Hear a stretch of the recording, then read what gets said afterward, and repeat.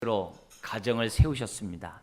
하나님의 가정을 창조한 이유는 다른 것이 아닙니다. 가정을 통하여 이 세상을 다스리도록 하기 위해서 하나님은 가정을 창조했습니다. 그래서 처음 창조한 아담과 하와에게 생육하고 번성하고 충만하고 정복하고 다스리라고 하나님은 말씀하셨던 것을 보게 됩니다. 그러므로 이 세상의 아름다움은 복된 가정을 통해서 오게 되어 있습니다. 만약에 가정이 무너지면, 가정 천국을 이루지 못하면 이 세상은 소망이 없습니다. 아무리 과학이 발달하고 경제가 발전한다 할지라도 소용이 없습니다. 사상누각입니다. 교회 역시 마찬가지입니다. 가정이 약하면 교회는 약할 수밖에 없습니다.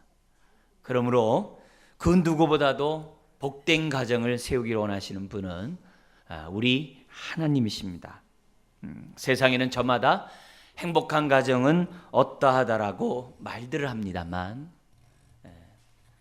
어느 정도는 부분적으로 일순간적으로 맞을지 모르지만 궁극적으로 정말 가정의 원리를 생각해 볼 때 우리는 성경을 통해서만이 복된 가정을 이룰 수 있음을 확신하셔야만 합니다. 그래서 우리 가정이 과연 성경적인지, 정말 오늘 나의 가정이 성경에 따라 가정을 세워가고 있는지 저와 여러분들은 늘 말씀에 따라 점검해야 될 줄 믿습니다. 오늘은 어린이 주인으로서 자녀에 대한 또 가정에 대한 하나님의 생각을 말씀드리려고 합니다. 모든 부모는 자녀를 위해서 희생하는 것을 즐겨합니다. 할 수만 있으면 모든 것들을 뒷바라지하려고 애쓰죠. 목숨이 필요하다면 목숨까지도 주려고 하는 것이 모든 부모의 마음이라고 봅니다. 자녀를 사랑하되 정말 제3자가 보더라도 지나칠 정도로 끔찍하게 사랑하는 것이 모든 부모들의 마음인 것 같아요. 그래서 자녀들이 아프면 대신 아프려고 하고, 자녀들이 안 되면 대신 해주려고 하고, 저같이 아들이 군대가 있으면 대신 가려고 하는 것이 부모의 마음인 것 같습니다. 근데 여러분, 이렇게 사랑과 온갖 정성을 다해서 아이들을 키웠지만 아이들이 자라나는 모습을 보거나 아이들의 현실을 볼 때 정말 답답하고 실망스러울 때가 많이 있는 것을 보게 됩니다. 내가 원하는 대로 자라나지 못한 것도 있지만 그래도 잘 키웠는데 이 세상, 험한 세상을 헤쳐나가게 역부족이고 부족한 그 모습을 볼 때 마음 아파하는 것이 모든 부모들의 마음이 아닌가 생각이 됩니다. 더구나 요즘같이 힘든 우리 자녀들, M4 세대라고 얘기를 해요. 옛날에는 88만 원 세대라고 했다가 요즘에 M4 세대라고 해가지고 어떤 가정을 꾸미고 결혼을 하고 어떤 출산하고 생활하는 이 모든 일에 힘든 세대, 이제 포기하는 그런 세대죠. 그런 세대를 그래서 M4 세대라고 얘기를 하는데, 그만큼 힘든 자녀를 볼 때마다 참 답답하죠. 그런 아픔 앞에 한숨 짓는 것이 오늘 모든 부모들의 마음인 것 같아요. 옛날에는 그래도 한번 취직하면 12년 정도는 한 직장에 머무를 수 있었다고 해요. 그러나 요즘은 3.5년 정도가 평균이라고 해요. 취직을 해도 비정규직으로 취직하고 있는 현실 앞에 정말 정규직의 그러한 자녀들은 그렇게 많지 않은 것을 보게 돼요. 그래서 많은 청년들이 원튼 원치 않게 창업으로 내몰리고 있다고 합니다. 근데 창업하려고 하는 것이 쉽습니까? 사무실 없고 유지하는 것이 쉽지 않죠. 그래서 참 우리가 이제 지하에 있어서 못합니다만 주중에 이런 그런 청년들을 위해서 공간을 내주고 교회에서 하나님 나라의 가치를 가지고 교회에서 기도하면서 창업도 하고 유지도 할 수 있고 막 이런 공간을 제시해 줄 수 있는 그런 교회, 또 한국 교회가 그렇게 된다고 한다면 많은 젊은 사람들에게 소망을 주는 그런 한국 교회가 되지 않는가, 이런 생각도 해보게 됩니다. 창업을 한다는 게 쉽지 않고 한 번 실패하면 다시 일어서지 못하는 것이 우리들의 현실이죠.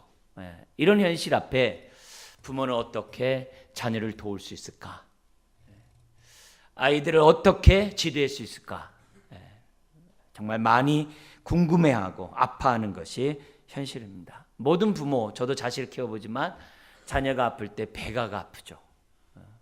자녀가 기쁘면 배가가 기쁜 것이 부모인 것 같아요. 그래서 자식에 조금이라도 좋은 점이 있으면 기회를 삼아가지고 주변 사람들에게 말하고 싶어서 안다라는 게 어린 부모나 나이가 많이 든 부모나 다 똑같은 것 같습니다. 그렇지만 우리가 자랑보다도 마음 아파하는 것이 현실인 것이 오늘 우리가 사는 세상입니다. 자, 이런 가운데 오늘 우리는 하나님 앞에 섰고 하나님의 말씀을 듣습니다. 왜요? 하나님의 말씀대로 살아가면 그래도 어려움 가운데 있다 할지라도 소망을 가할 수 있고 헤쳐나갈 뿐만 아니라 하나님의 축복 가운데 많은 사람들에게 복의 통로가 될 수 있다는 확신이 있기 때문에 오늘 우리는 이 자리에 나왔고 하나님의 말씀을 듣습니다. 그러므로 비록 우리들이 자녀를 보면서 앞으로의 삶이 갑갑하고 불안하고 과연 우리 자녀들이 정말 행복하게 세상에 살아갈 수 있을까 불안한 모습이 있다 할지라도 오늘 우리는 하나님의 말씀을 믿고 하나님이 우리에게 주시는 그 말씀대로 우리들이 순종해 나간다고 한다면 비록 앞이 안 보이는 깜깜한 이 세대 가운데서도 우리 자녀들이 헤쳐나가게 할 수 있는 그런 능력을 주는 부모들이 될 줄 믿습니다. 여러분, 다니엘이라는 사람 아시죠? 16, 17살 때쯤 포로를 끌려갔어요. 얼마나 그의 삶이 힘들었겠습니까? 포로를 끌려가는 그 거리는 최소한 5, 6개월 정도 걸립니다. 그 5, 6개월 동안 끌려가면서 바벨론을 끌려가면서 그가 얼마나 힘들었겠어요. 그리고 바벨론 끌려갔지만 그 우상 숭배의 그 위험 앞에 얼마나 눌렸겠습니까? 조국을 잃어버리고 우상 숭배자로서의 그런 환경 속에서 복종해야 되고 살아가야 되고 연명해야 되는 그 다니엘. 그렇지만 다니엘은 주일학교 때 정말 성경에 보면은 하나님의 큰 부흥을 하나님이 주세요. 그때 어렸을 때 교육을 잘 받았겠죠. 그러자 청소년 시절을 비록 앞이 깜깜하고 갈 바를 알지 못하는 그런 가운데서도 하나님의 위로와 하나님의 도움과 하나님의 능력으로 오히려 바벨론 제국의 총리로서 하나님을 섬기는 그런 다니엘을 보게 됩니다. 다윗도 그렇죠. 우리 세례 요한과 예수님도 보세요. 자기 또래 남자애들, 친구 애들은 다 없죠. 왜요? 헤롯 대왕이 다 죽였으니까. 그런 어려운 가운데서도 세례 요한과 예수님은 하나님의 뜻을 이루는 하나님의 자녀로 잘 자라나가고 하나님의 뜻을 이뤘던 것을 보게 됩니다. 예수님 같은 경우 12살 때 성전에서 랍비와 토론하는 그 내용을 보면 그가 얼마나 어렸을 때 교육을 잘 받았는지를 우리들에게 가르쳐주고 있습니다. 그러므로 우리 모든 부모들이요, 오늘 비록 자녀를 볼 때마다 답답하고 마음 아프고 슬프고 괴로운 일이 많다 할지라도 믿음 안에서 우리가 소망을 가지시기를 다시 한번 주의 이름으로 축원드립니다. 그리고 또한 말씀대로 우리 자녀들을 키워나갈 때 다니엘처럼 다윗처럼 이 험한 세상을 능히 헤쳐나갈 것이라는 것을 확신하시고 믿음을 계승시켜 나가는 부모가 되기를 다시 한번 주의 이름으로 축원합니다. 교회를 다니는 부모와 또 우리 자녀들의 이 관계를 보면 크게 네 가지로 나눌 수 있어요. 하나는 하나님의 약속을 믿고 살아가는 부모, 그리고 거기에 따라서 정말 믿음 가운데 잘 자라는 자녀, 그런 가정이 있어요. 그리고 두 번째는 부모가 믿음이 있지만 자녀들에게 믿음의 계승이 이루어지지 못한 안타까운 두 번째 가정이 있어요. 세 번째는 부모가 이런 믿음을 갖지 못해요. 신앙생활을 하지만은 하나님이 함께 하실 것이라는 확신 없이 살아가는 정말 비전이 없는 그런 부모가 있어요. 그런데 그런 가운데서도 주변의 돌봄과 도움으로 하나님께 소망을 두고 믿음으로 살아가는 자녀의 가정이 있어요. 또 하나는 부모의 비전도 없고 자녀도 역시 하나님의 약속을 믿지 못하고 살아가는 끔찍한 가정이 있어요. 여러분, 부모가 비전 있고 자녀가 그 말씀 가운데 살아가는 그 가정과 달리 비전 없이 하나님 말씀에 순종하지 못하는 그 가정은 어떨까요? 세상의 가치관대로 살 수밖에 없어요. 물질적이고요, 세상적이고요, 모든 것들을 다 물질적으로 평가하는 그런 가정으로 전락할 수밖에 없어요. 그러나 믿음 가운데 자라가는 우리 자녀를 키우는 그 부모와 그것을 전수받은 그 가정은 영적인 가정, 은혜 가운데 살아가는 정말 복의 통로가 되는 가정으로 자라가게 될 줄 믿습니다. 단기간으로 짧은 것으로 모든 것들을 우리가 평가해서는 안 됩니다. 사실 비전을 가지고 부모가 자녀를 키워나가는 것은 쉽지 않아요. 왜요? 오랜 세월 가르쳐야 되고 부모가 본이 돼야 되고 정말 자녀들이 인격적으로 주님을 받아들일 때까지는 많은 시간이 걸리고 쉽지 않습니다. 그러나 신앙은 결과에만 있는 게 아니에요. 말씀대로 그 과정 가운데 살아간다 할지라도 하나님의 위로와 세임과 함께 하시는 축복이 있을 줄 믿습니다.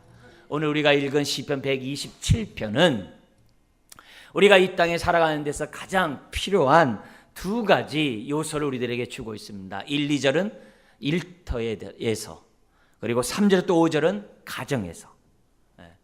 우리가 이 땅에 살아가는 데서 일터와 가정은 뗄래야 뗄 수 없는 중요한 두 가지 요소입니다. 그런데 그 일터와 그 가정이 어떻게 하면 복된 가정, 복된 일터가 될 수 있는가? 어떻게 하면 일터 속에서, 가정 속에서 하나님의 임재를 체험하며 살아갈 수 있는가? 우리의 인생이 밑빠진 독이 아니라 잘못 살았다라고 말하는 게 아니라 잘 살았다라고 말할 수 있는가? 그 원리를 시편 127편은 우리들에게 가르쳐주고 있습니다. 127편이 있기 때문에 교회는 127편을 통해서 가르쳐야죠. 뭐요? 어떻게 일터에서, 직장에서 사업을 해나갈 것인지, 어떻게 가정을 정말 꾸려나가야 하는지 교회는 가르쳐야만 합니다. 그럴 때 교회가 성도들에게 세임이 되고 성도들에게 소망이 되고 성도들에게 하나님과 교통하게 하는 그런 곳으로서 쓰임받을 수가 있다는 거죠. 먼저 우리 본문 보면 1, 2절의 말씀에 있는 것처럼 우리는 일터에서 최선을 다해 수고해야 됩니다. 그래서 1, 2절에 반복적으로 나오는 단어가 수고라는 단어예요. 1절에도 나오고 2절에도 나옵니다. 근데 특별히 2절에 수고 옆에 무슨 단어가 있냐면 수고의 떡이라는 표현이 있어요. 아담과 하와가 선악과를 따먹은 다음에 이 땅은 가시와 엉겅퀴를 내게 돼서 땀 흘리지 않으면 먹을 수 없게 됐어요. 그래서 이 땅에 사는 그 자체가 정말 수고입니다. 수고예요. 얼마나 힘든지 몰라요. 쉽지 않습니다. 수고하지 않으면 결코 이 세상 살아갈 수 없어요. 그것이 우리가 사는 세상입니다. 자, 근데 이 수고했는데 수고의 떡을 만약에 우리가 먹지 못한다면 여러분 어떻게 되겠습니까? 심었는데 심은 대로 우리가 거두지 못한다면 어떻게 되겠어요? 학생으로 말하면 공부를 했는데 점수를 얻지 못하면 어떻게 되겠어요? 보통 힘든 게 아니죠. 좌절과 낙심 가운데 기운 빠지지 않을 수가 없죠. 없죠. 사실 우리는 수고한다 할지라도 이 세상이 호락호락하지 않죠. 태풍이 있죠. 가뭄이 있죠. 치열한 경쟁을 해야 돼. 내 밥그릇도 내가 지키지 않으면 안 되는 이 세상이 언제 누가 채갈지 몰라요. 극심한 경쟁 속에 살아가기 때문에 수고한 대로 먹지 못하는 것이 오늘 우리들의 세상이에요. 그런데 1, 2절을 통해서 하나님 우리에게 말씀하는 거예요. 비록 그런 세상이라 할지라도 오늘 내가 너희에게 말하는 이 말씀대로 너희가 순종하며 살아간다고 한다면 심은 대로 거두리라. 심은 대로 얻을 수 있다는 것이 하나님의 말씀이에요. 자, 그럼 어떻게 해야 될까요? 1, 2절 말씀 우리 같이 한번 읽겠습니다. 여호와께서 집을 세우지 아니하시면 세우는 자의 수고가 헛되며 여호와께서 성을 지키지 아니하시면 파수꾼의 깨어 있음이 헛되도다. 너희가 일찍이 일어나고 늦게 누우며 수고의 떡을 먹음이 헛되도다. 그러므로 여호와께서 그의 사랑하시는 자에게는 잠을 주시는다. 핵심이 뭡니까?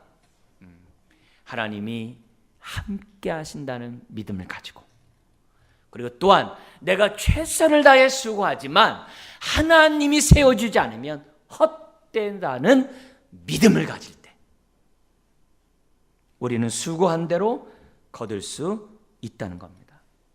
다른 말로 하면 이겁니다. 내가 노력하면서 내 인생 내가 얼마든지 나는 먹고 살 수 있다. 내 능력, 내 지식, 내 경험이면 나 잘 살 수 있어. 자수성가할 수 있어. 여러분, 그렇게 생각하면 일시적으로 될 것 같지만 결국은 웅덩이를 팠지만 물을 저축하지 못할 터진 웅덩이니라 라고 에레미야 2장 13절에 얘기했어요. 이 메시지가 뭡니까? 우리가 최선을 다해 수고하고 노력하지만 우리가 거두는 것은 나의 노력에 있는 것이 아니라 하나님에게 있다고 하는 믿음입니다. 이 믿음을 가질 때, 모든 주권이 하나님께 있음을 믿을 때 수고한 대로 먹어요. 그래서 2절 하반절인 것처럼 단잠을 잘 수 있는 거예요. 경쟁의 세대, 불안한 세대 어떻게 두 다리 쭉 뻗고 자겠어요? 그러나 하나님이 내가 수고하지만 주님이 지켜주지 않고 세워주지 않으면 헛되다라고 믿고 주님을 의지하면 하나님이 이 세상 가운데 우리를 지켜주신다는 거예요. 그래서 우리가 이 자리에 나온 거고 하나님을 찬양하는 거죠. 피곤하다고 힘들다고 어려운 일이 있다고 우리가 주저앉는 것이 아니라, 그러면 그럴수록 나의 이 수고가 정말 열매로 거둬지기 위해서, 내 이 수고가 헛된 것이 아니라, 세상에서 그 모든 수고가 물거품이 되는 것이 아니라 열매를 맺기 위해서 오늘도 우리가 연약한 무릎을 일으켜 세워서 이 자리에 나온 것 아닙니까? 일터에서 이런 확신이 있을 때, 비록 양육강식의 세상이고 내 밥것을 채워가는 정말 이런 현실할지라도 하나님이 우리의 삶을 지키시고 보호하시고 먹이시고 입히실 뿐만이 아니라 우리를 통해 하늘의 복이 이루어지는 통로로 삼아 주신다는 거예요. 그러므로 하나님의 주권을 인정하시기를 주의 이름으로 축원합니다. 동시에 하나님의 이 공급하심과 이 주권을 우리가 일터만이 아니라 어디에서도 믿어야 된다는 거예요. 3절에서 5절에 있는 것처럼 가족에게서, 가정에서도 그대로 이루어진다는 사실을 우리는 믿어야 됩니다. 그래서 우리가 일터뿐만 아니라 우리 가정도 하나님의 뜻대로 우리가 세워나갈 때 결국 어떻게 돼요? 잠을 편히 자는 것처럼 5절 끝에 있는 것처럼 그 어떤 상황에서도, 심지어 원수와 담합하는 그런 상황 가운데서도 뭘 당하지 않아요? 수치를 당하지 않는다는 거예요. 뭐 수치를 넓게 얘기할 수도 있겠죠. 사람들에게 무시를 당하지 않는다든지, 사람들이 볼 때 나를 갖다가 이렇게 있는 둥 없는 둥 나의 존재를 갖다 인정하지 않는, 인정받지 못한 그런 인생으로 끝나지 않게 한다 이게.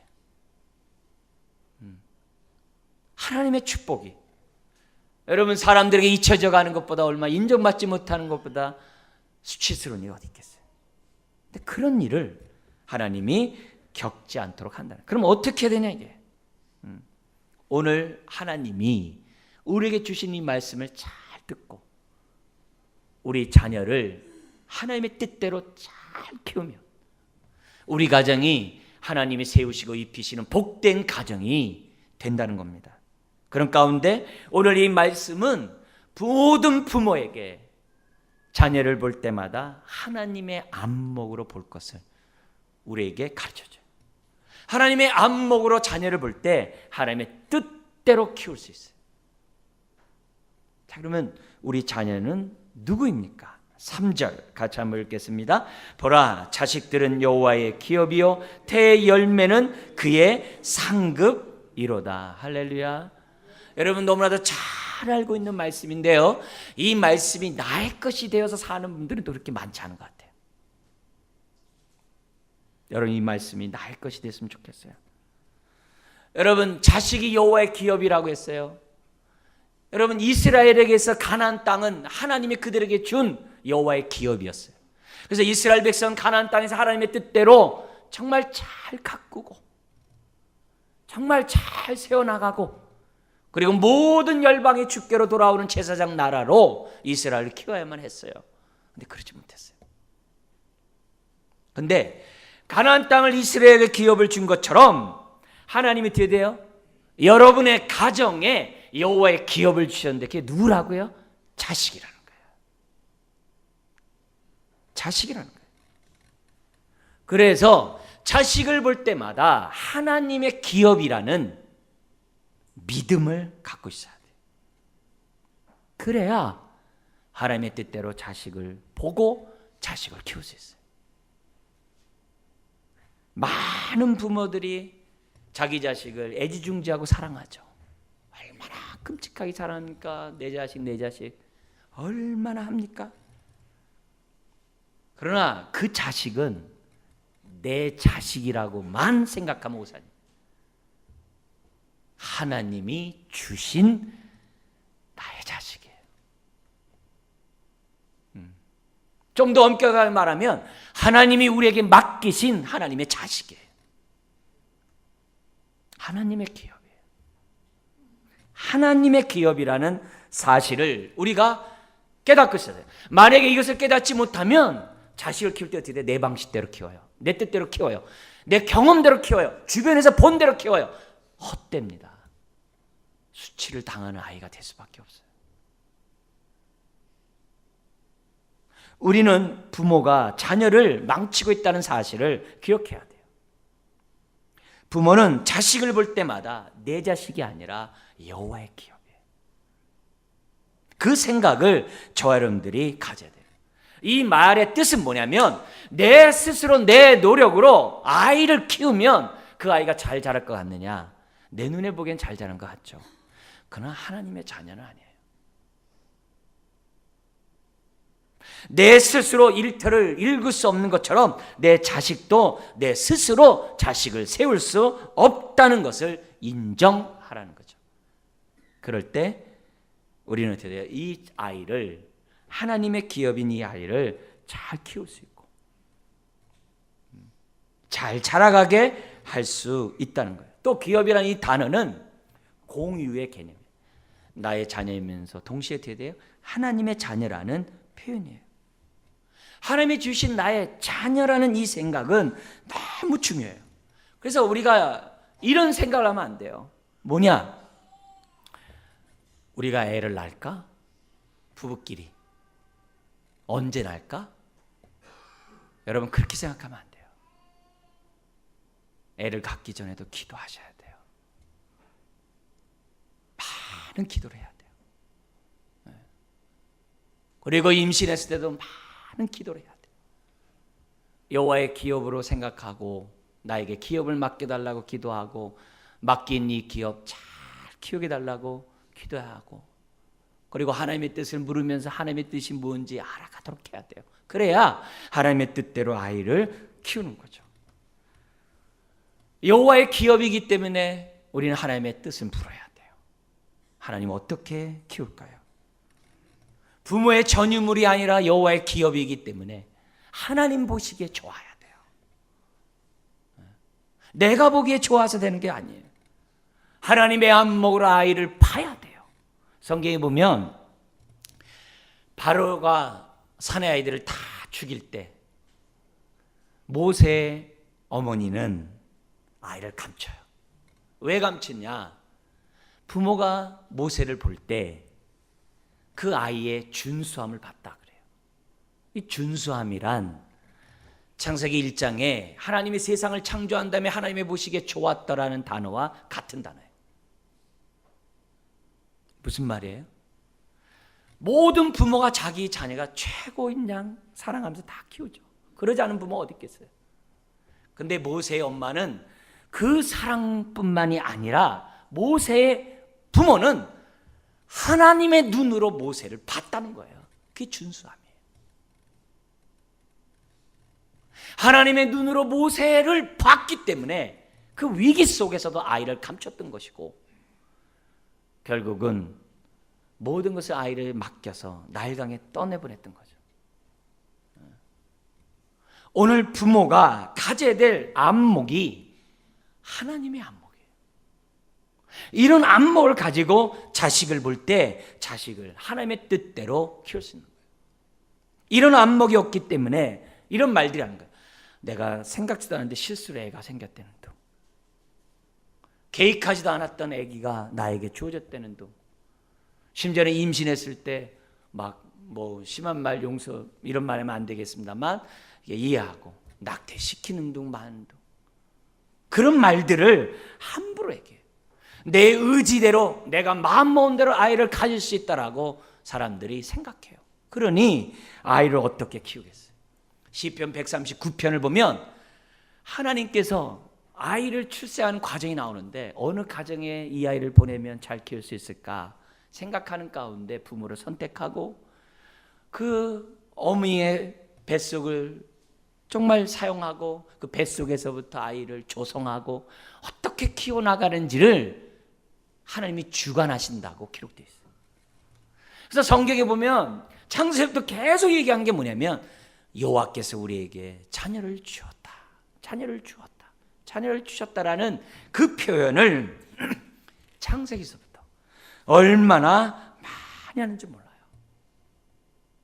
여러분, 아이는 하나님의 기업인 줄 믿습니다.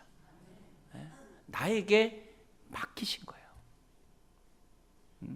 자, 근데 이것을 깨달으면 어떤 또 은혜와 감사가 있냐면, 더구나 아이는 하나님의 상급이라고 그러잖아요.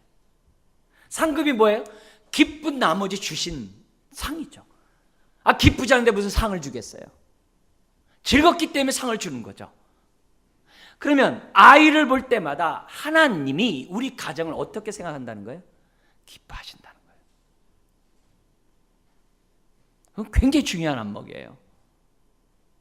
하나님이 우리 가정을 기뻐하셔서 자녀를 상급으로 주셨다는 거예요.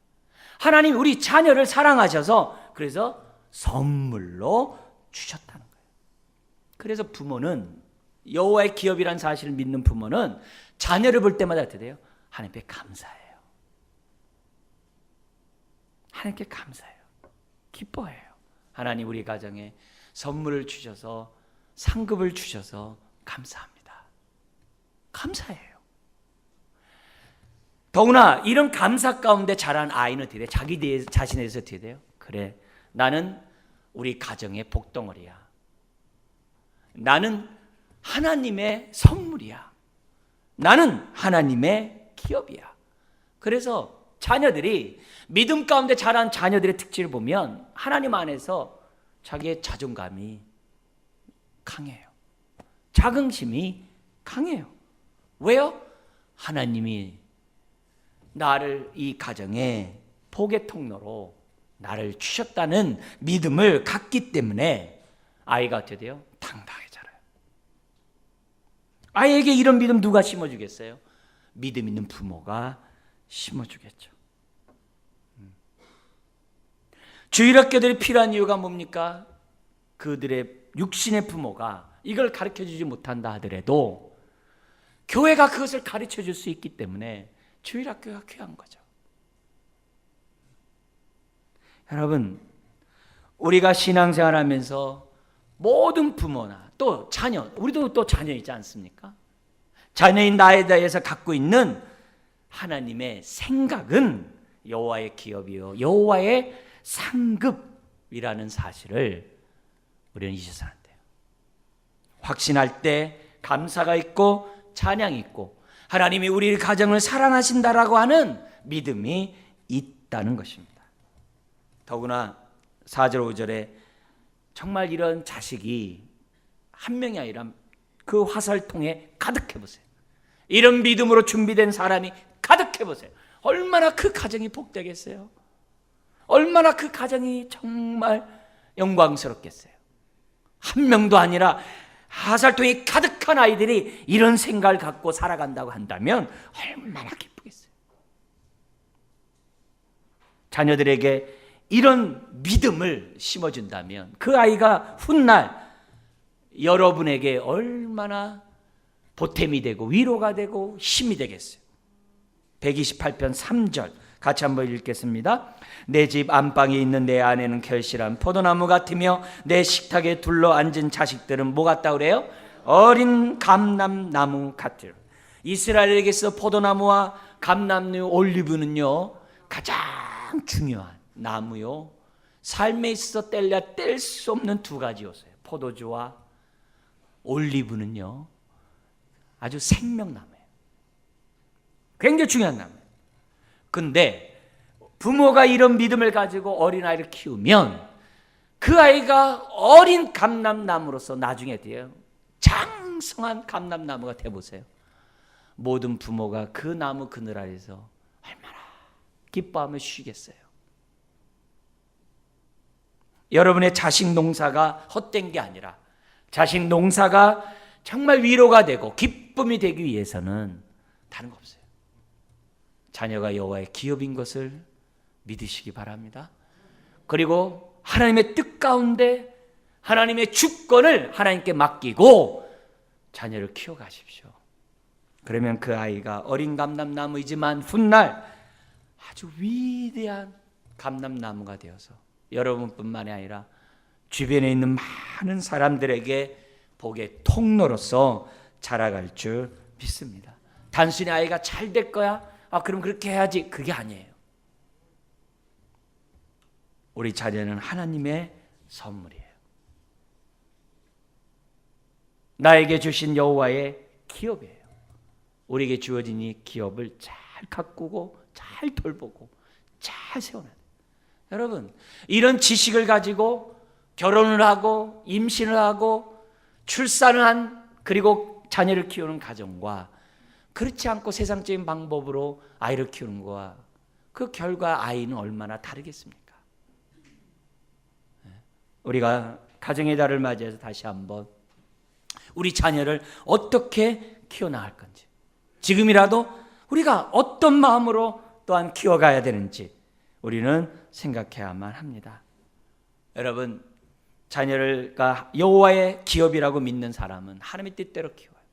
사랑을 베풀 때에도 하나님의 뜻대로 사랑을 베풀어요. 여러분, 사랑이라고 해서 다 좋은 게 아니죠. 어떤 때는 부드러울 때도 있어야 되지만 어떤 때는 아주 거칠 때도 있죠. 소프트할 때도 있고 터프할 때도 있죠. 그래서 어떤 때는 강력하게 채찍을 대할 때도 있고 안 된다라고 말할 수도 있고 아이를 바로잡기 위해서 정말 엄한 훈계를 내릴 수도 있겠죠. 근데 언제 부드럽게 해야 되고 언제 강하게 해야 되는지는 부모의 감정과 지식 가지고는 못 맞출 때가 많아요. 부모가 한 모든 말이 사랑인데 아이들이 그것을 달게 받지 못해서 그릇된 아이들이 너무 많아요. 자녀를 위해 사랑하지 않는 부모가 어디 있어요? 말 한마디 사랑 없이 하는 부모가 어디 있어요? 근데 자녀들은 그 사랑을 못 느낄 때가 너무 많아요. 왜요? 부모 기준을 하니까. 아이들에게 사랑을 베풀어도 하나님의 뜻 가운데 때를 따라 돕는 사랑을 해야 하는 거죠. 제가 강아지를 키우고 싶다가 굉장히 강아지 키우고 싶은 마음이 있는데 집에 햇빛이 이렇게 많이 들어와가지고 정말 처음으로 돈을 주고 사서 화초들 여러 개 샀어요. 하나가 아니라 여러 개를 했어요. 왜요? 하나면 자꾸 잊어버려서 죽어나가니까 여러 개를 했어요. 근데 화초를 키우다가 생각한 게 강아지는 도저히 못 키우겠다 이제 생각이 들었어요. 쉽지 않더라고요. 화초도 키우기 힘든데 강아지 키우기 어렵다 생각했는데 화초를 키우면서 생각한 게 뭐냐면 여러분 선인장도 저희 집에 오면 죽어나갔거든요. 그래서 왜냐하면 때를 못 맞춰서 그래요. 때를 못 맞췄어요. 그걸 보면서 생각하는 게 그게 다른 게 아니라 화초를 키우려면 나의 입장이 아니라 화초 입장에서 키워야 하는 거예요. 부모가 자녀를 사랑하더라도 그 사랑이 때에 맞는 사랑이 돼야 돼요. 그렇지 않으면 아이들이 받지를 못해요. 아이들과 놀아주더라도 많은 시간이 중요한 게 아니에요. 아이들의 눈높이를 얼마나 맞춰주느냐가 아이에겐 중요한 거죠. 아이들이랑 놀아준다 해서 무조건 아이들이랑 같이 있다고 아이들이 좋은 게 아니거든요. 아이들 눈높이에 맞는 사랑을 할 때 아이가 자라가는 거거든요.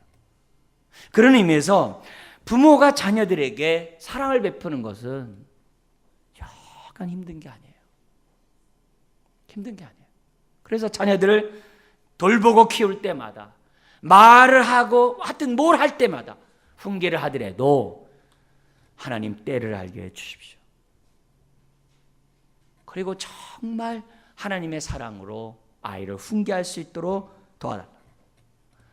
때에 맞는 사랑, 눈높이에 맞는 대화를 하고 사랑을 하지 않으면 나의 사랑을 아이가 받지 못해요. 사랑하는 성도 여러분, 일터뿐만 아니라 가정도 하나님의 뜻대로 하지 않으면 자식 농사 헛질 수 있어요. 교회도 그렇고 국가도 그렇고 모든 상황이 다 그렇습니다. 오늘 127편을 통해서 어린이 주일관을 맞이해서 우리 한번 생각해 봐야 돼요.